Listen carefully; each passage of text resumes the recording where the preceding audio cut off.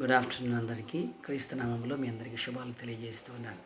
ప్రియ సహోదరులారా, ఒక చిన్న మాట మీతో షేర్ చేసుకుంటాను. దేవుని మాటగా, ఈనాటి దేవుని మాట ఏమనగా,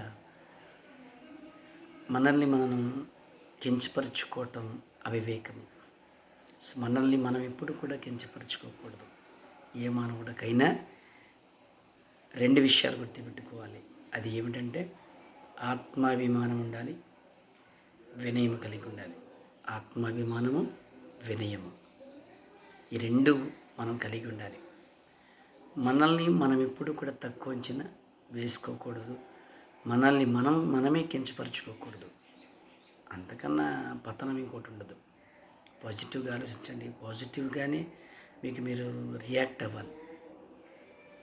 మనల్ని మనమే కించపరుచుకుంటే, అవమానపరుచుకుంటే, అగౌరవపరుచుకుంటే ఎదుటివాడు ఏ విధంగా మన గౌరవాన్నిస్తాడు? కాబట్టి దేవుని మాటగా దీన్ని స్వీకరించండి. మనల్ని మనం కించపరచుకోవటం మామూలుగా క్రైస్తవత్వంలో జరుగుతున్నటువంటి ప్రేయర్స్లో కూడా ఎక్కువ మంది ఇలా చేస్తూ ఉంటారు. దేవా, నేను మట్టి వంటి వాడను, పురుగు వంటి వాడను. ఓకే, ఒంటరిగా నువ్వు నీ గదిలో ఉండి ప్రార్థన చేసుకునేటప్పుడు మాత్రమే అటువంటి పదజాలం వాడొచ్చేమో, కానీ పబ్లిక్ ప్లాట్ఫామ్ మీదకి వచ్చిన తర్వాత అలా మాట్లాడటం అంత జ్ఞానవంతుడు లక్షణాలని అనుకోకూడదు. కాబట్టి కించపరుచుకోవద్దు. Everyone is unique. పాజిటివ్గా ఆలోచించండి. Praise the lord.